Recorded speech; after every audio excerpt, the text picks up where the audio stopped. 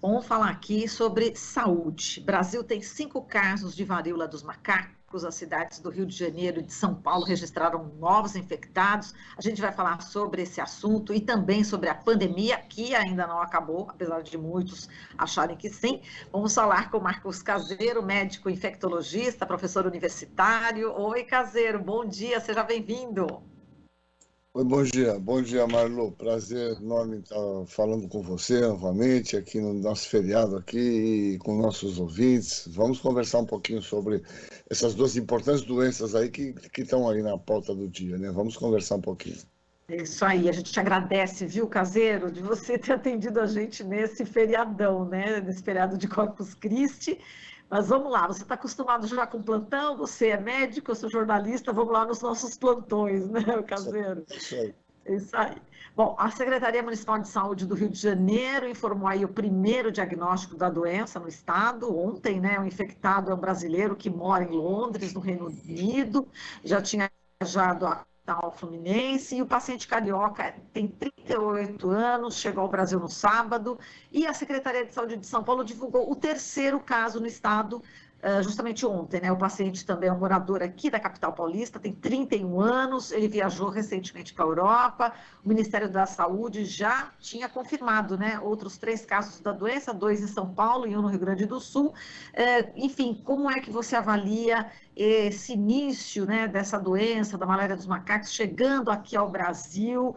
É um fator, assim, a gente tem ouvido, né, alguns especialistas, e a gente quer saber de você, Caseiro, como é que você está vendo essa entrada, né, da varíola dos macacos aqui no Brasil, e a gente ainda está na pandemia, né, do coronavírus. Bom, então, Marilu, eu acho que tem alguns aspectos importantes. Eu acho que o primeiro, o mais importante de todos, né, começando do começo, a gente já acho que teve a oportunidade de falar, tenho falado insistentemente, a gente vive um momento de transição epidemiológica, que nós chamamos de medicina, né? E já tive a oportunidade, acho que, de falar aqui, se não tive, repito, só neste século, a partir de 2000, do ano de 2000, nós estamos em 2022, nós tivemos já 7 pandemias, né? Que vai aí o SARS, o MERS, tivemos chikungunya, dengue, ebola, tivemos a cepa pandêmica do influenza. Parece que esses dados que a gente estuda na epidemiologia estão se confirmando de uma maneira muito mais rápida do que eu esperava. Quer dizer, essa grande urbanização, essas alterações climáticas muito consistentes farão com que cada vez mais nós tenhamos emergência dessas viroses que ou desconhecidas ou aquelas que praticamente já estavam resolvidas e vão reemergir. Isso é uma realidade que, se nós não alterarmos, né, o tamanho da destruição que os humanos estão cometendo na questão climática, no ambiente, isso vai ser cada vez mais frequente. Eu acho que isso é uma questão, e esse vai nesse rol. Esse vírus já circula, ele é conhecido desde a década de 50, nós já tivemos outras epidemias, mesmo no continente europeu, né? Existem 2 clados, 2 grupos desses vírus que circulam, um na África Central, que é na República Democrática do Congo, e um que circula na África Ocidental. Nossa epidemia é por um vírus que circula na África Ocidental, na região da Nigéria, que tem se disseminado. É um vírus que tem uma mortalidade pequena, eles falam lá em 3%, nós não tivemos nenhuma morte até agora por conta desse vírus.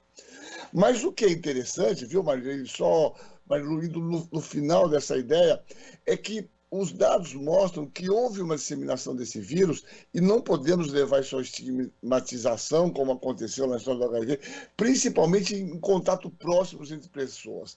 Eles admitem que, né, com essa abertura que aconteceu na Europa, a realização de grandes festas, grandes reuniões entre pessoas, facilitou a transmissão, porque é um vírus de transmissão principalmente interpessoal. Não é um vírus como o Covid, que a transmissão respiratória seja importante. Então, essa é a primeira coisa, e daí deriva outra coisa. Por que chegou no Brasil? Chegou no Brasil, você vê que todas as pessoas, até este momento, têm um vínculo epidemiológico de terem vindo do continente europeu. Por isso era importante, coisa que nós não fizemos no Covid, ver que nós não aprendemos nada, que era fazer vigilância epidemiológica em portos e aeroportos, né, detectando a procedência dessas pessoas e tendo um pouco de restrição maior na chegada dessas pessoas ou com uma vigilância maior, né, Marilu? Essa é uma ideia bem geral, né? Exato. Falando em aeroportos, a gente está aqui em Santos, né? Estou pertinho de você agora, né? Sou sua vizinha, estou aqui em Guarujá, você está em Santos. A gente tem o Porto de Santos também, né? Então, pode ser uma porta de entrada também, né? Não Desse tenha vírus. dúvida, não tenha dúvida. Na verdade, você sabe que essa doença, ela se inicia, os sintomas iniciais são sintomas meio que gripais, a semelhança dessas doenças em geral, e depois, em torno de 5 dias, ela começa a ter essas manifestações cutâneas, que são as mais características, né?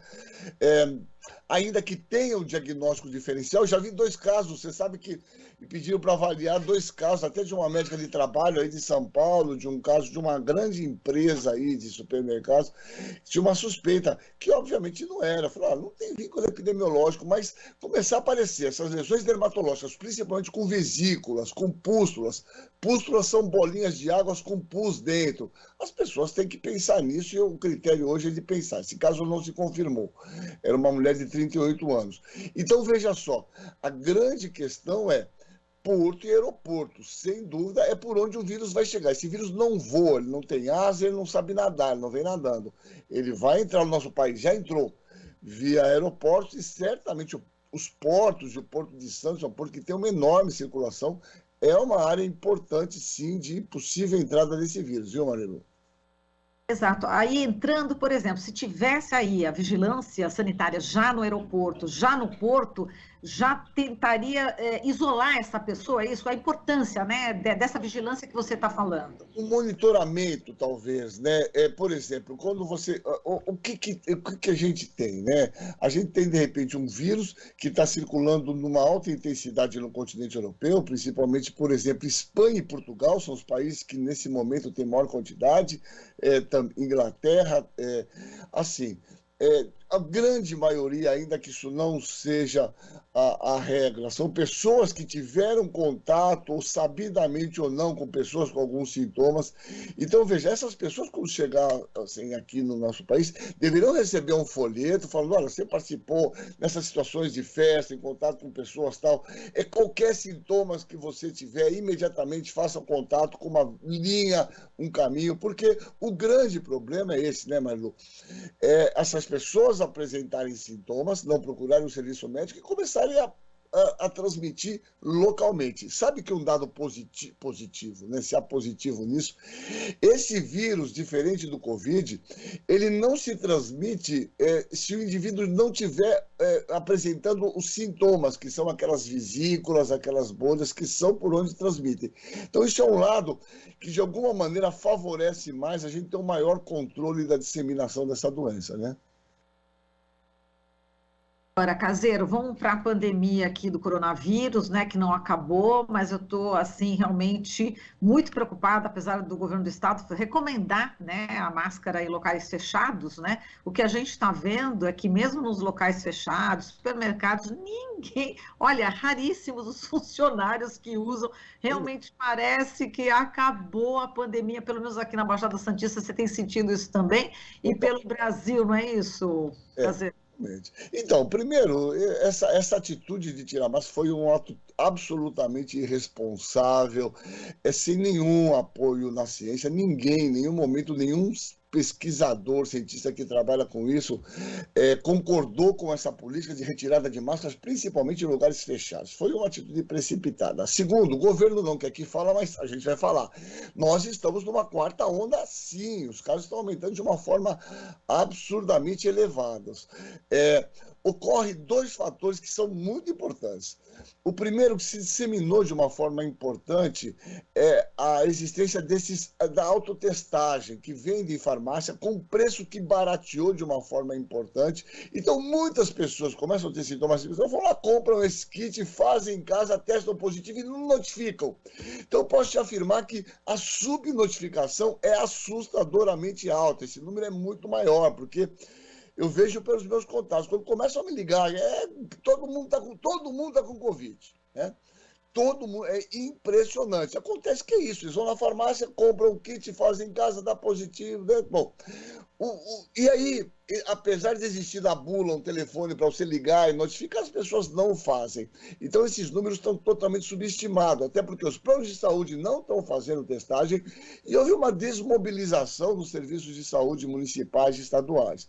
Né? Mas a doença está. A nossa alegria, a nossa felicidade é que as pessoas se vacinaram efetivamente e os casos que eu estou vendo no hospital internado, a gente está com 4 no UTI, são todos indivíduos que ou não tomaram a vacina, indivíduos que são acima de 60 anos de idade, não tomaram a vacina ou estão com a vacina incompleta. Quem tomou pelo menos 3 vacinas não fará forma grave, fará uma forma absolutamente com sintomas, mas uma forma bem branda e de curta duração, viu, Marli? Esse é o dado positivo da história. Agora, Caseiro, o que eles te falam, né? Você que está aí no front, né? Você é professor de universidade, você mas está lá com a mão na massa, logo pegou Covid também no início, né? A gente acompanhou aí a tua doença também. O que eles falam, essas pessoas que não se vacinaram? Quando você pergunta, ou outros colegas, né? Qual é o comentário geral? Por que eles não se vacinaram? Esses comentários são diversos, né? Você tem os negacionistas convictos, né? Que não vacinaram, que não acreditam na vacina, e de alguma maneira, quando estão falando, tá vendo, eu sabia que em algum momento eu ia pegar, tá vendo, todo mundo ia pegar, e esse é um caminho. E tem aqueles que falam, não, o esquecimento, uma grande parte, neste momento, trabalha com a ideia do esquecimento, eu tomei uma, esqueci de tomar as outras, coisas do tipo, e que de alguma maneira, viu, Marlo, a gente não pode desconsiderar esse fato, vista que nós temos um governo que em nenhum momento trabalhou de uma forma efetiva, né, de estimular a população a ser vacinada. Eu não vi campanhas, né, em telejornais, não vi campanhas em rádio, em nenhum lugar, como nós tínhamos lá na poliomielite, nas grandes campanhas de vacinação, estimulando, não só não estimulava, como o tempo inteiro estimulando o uso de medicamentos absolutamente ineficazes. Acreditem, ainda tem pessoas nessa história, da ivermectina, da cloroquina, com a mesma balela, o mesmo papo furado, inacreditavelmente, por conta de um cara que tem um culpado, né, que estimulou esse tipo de comportamento nas pessoas, né, Marilu?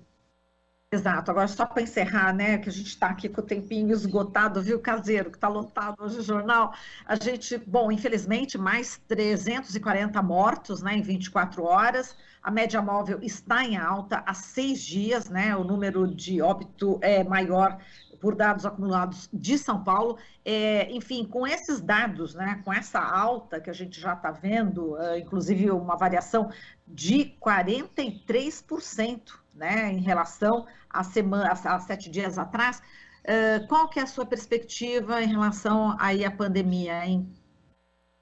Eu acho, mas bem curto e grosso, que os casos vão aumentar, as mortes vão aumentar, já estão altos, 300 mortes de média, é assustadoramente alto, nós estávamos batendo 60, né, quase. Então, houve um aumento expressivo e, na verdade, eu faço aqui novamente um apelo à população, às pessoas que estão ouvindo, veja, estamos 2 anos fazendo vacina, onde estão os problemas de efeito adverso, um ou outro, que as pessoas se vacinem, completem seu calendário vacinal e não deixem de utilizar máscara em ambientes fechados. Nós precisamos continuar até para proteger-se contra outras infecções virais respiratórias muito comum nesse período do ano, viu, Marilu? Essa é a ideia. Tá certo, Caseiro, a gente agradece muito aqui a sua participação, forte abraço para você e até uma próxima, hein? Beijo, Marilu. Um beijo a você e todos os nossos queridos ouvintes aí. Tchau, tchau, querido. Um beijo. Tchau, tchau. A gente falou com o médico infectologista Marcos Caseiro. Você está ouvindo Jornal Brasil Atual. As notícias que os outros não dão.